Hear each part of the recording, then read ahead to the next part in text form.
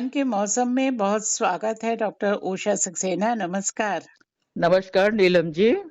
तो शुरू करिए अपनी बुंदेली लोक कथा छोटी राजकुमारी। एक राजा था, उसके 7 लड़कियां थीं। सातों राजकुमारियां अत्यंत सुंदर एवं गुणी थीं। राजा की एक ही दुर्बलता थी कि वह चाटुकारिता पसंद करता था। एक दिन राजा ने राजकुमारियों से प्रश्न किया, बेटी, ये जो तुम्हें अनगिनत सुख प्राप्त हैं, ये जानती हो किसके भाग से हैं? 6 राजकुमारियों ने कहा, पिताजी, ये सब आपकी कृपा से हैं। हम हम्म। सब आपके ही भाग का खाते हैं। राजा बहुत प्रसन्न हुआ, किंतु उसके मन में आश्चर्य इस बात का हुआ कि सबसे छोटी राजकुमारी ने सबके साथ अपना स्वर नहीं मिलाया था। वो मौन थी। राजा ने जब यही प्रश्न उससे किया तो उसने उत्तर दिया, पिताजी, राजमहलों के सारे सुख आपने हमें दिए हैं, पर मैं अपने भाग्य का खाती हूँ। हम्म। ये सुनकर राजा क्रोध से भर उठा। ओह, इतना अभिमान! उसने मन ही मन कुछ निश्चय किया और छोटी राजकुमारी से कहा, पुत्री, तुम अपने भाग का खाती हो ना, तो तुम्हें भाग्य के भरोसे आज जंगल में छोड़ आऊंगा। ये सब राजकुमारियां राजमहल के सुख भोगेंगी और तुम जंगल में भटकना। हम्म। जैसी आपकी इच्छा पिताजी। हो सकता है मेरे भाग में जंगल में भटकना ही लिखा हो। राजा उसे घोड़े पर बिठा कर ले चले। चलते चलते घनघोर जंगल में पहुंचे। वे बहुत थक गए थे और उन्हें प्यास भी लगी थी। राजकुमारी ने एक छायादार वृक्ष के नीचे उन्हें बिठाया और कहा, पिताजी, आप यहाँ विश्राम कीजिए। वो जो सामने एक महल यहाँ से दिख रहा है ना, मैं वहां से आपके लिए पानी ले आती हूँ। राजकुमारी जैसे ही महल में पहुंची, महल का दरवाजा बंद हो गया। अरे। हाँ, राजकुमारी ने घबराकर द्वार खोलने की बहुत कोशिश की। दरवाजा नहीं खुला। इधर राजा ने भी द्वार खोलने का बहुत प्रयास किया, लेकिन उसका प्रयास भी निष्फल रहा। राजकुमारी उस महल में कैद हो गई।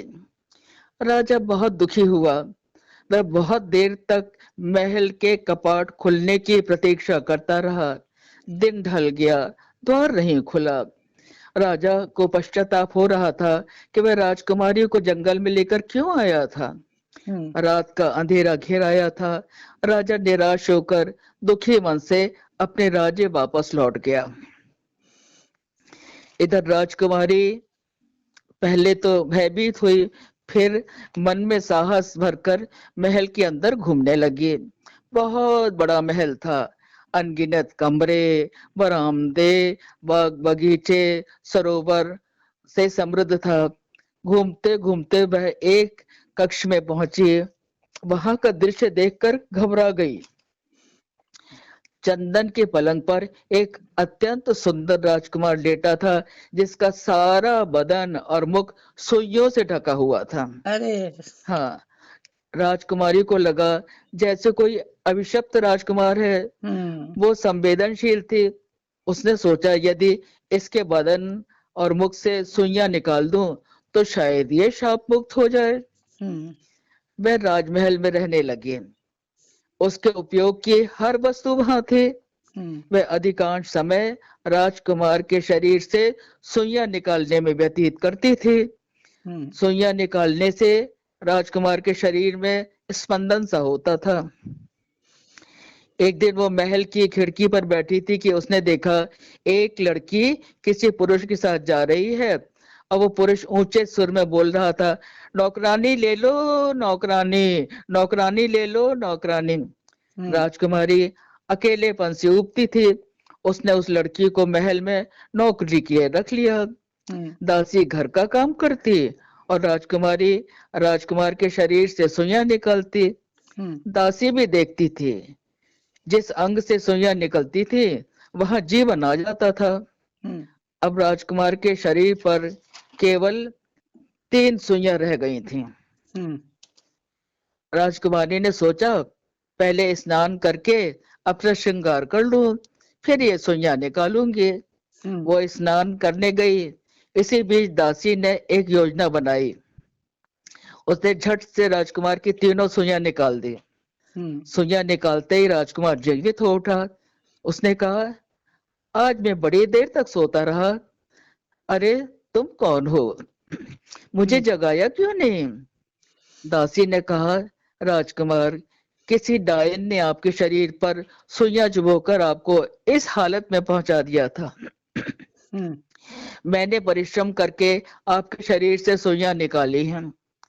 राजकुमार ने दासी की बात पर विश्वास कर लिया और तत्क्षण ही उसे अपनी रानी बनाने का निर्णय ले लिया। फिर क्या इसी हुआ? बीच निर्णय ले लिया कि हम इसी को अपनी रानी बनाएंगे।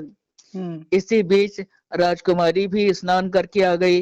राजकुमार ने पूछा, ये कौन है? ये मेरी दासी है राजकुमार। इसे महल में मैंने अपने काम के लिए रखा।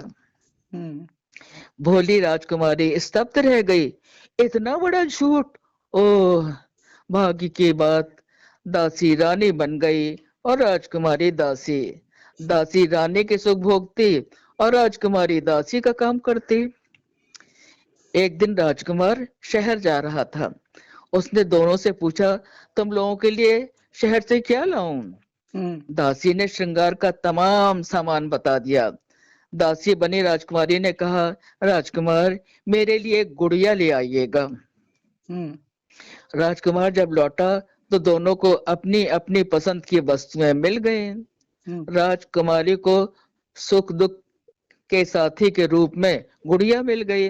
वे उससे बातें करती, अपने मन का बोझ हल्का करती। राजकुमार बहुत संवेदनशील था। एक दिन राजकुमार ने छिपकर राजकुमारी की बातें सुनी। फिर पूछा, तुम गुड़िया से छिपकर क्या बात करती हो? आज तुम्हें बताना ही होगा। राजकुमारी ने अपना परिचय देते हुए सारी बात बता दी। वो अपने भाग्य का खाती है, इस बात का दंड भोग रही है। सत्य जानकर राजकुमार को बहुत दुख हुआ। दासी डर के मारे थर थर कांपने लगी। राजकुमार ने राजकुमारी के साथ एक शुभ मुहूर्त में ब्याह किया और दासी को प्राणदंड दिया। ब्याह के बाद राजकुमारी अपने पति के साथ पिता से मिलने गई। राजा उसके दुख में बहुत दुर्बल हो गए थे। अपनी लाडली बेटी को देखकर वे अत्यंत प्रसन्न हुए और राजकुमार जैसा दामाद पाकर तो वे असीमित उल्लास से भर उठे। राजकुमारी को हृदय से लगा, का पुत्री, तेरी जीत हुई। सब अपने अपने भाग्य का ही खाते हैं। चलिए, बात सच निकल आई। धन्यवाद डॉक्टर उषा सक्सेना। उम्मीद है आपकी ये लोक कथा श्रोताओं को पसंद आई होगी। मन के मौसम में शामिल होने के लिए आपका बहुत आभार। नमस्कार। नमस्कार नीलम जी।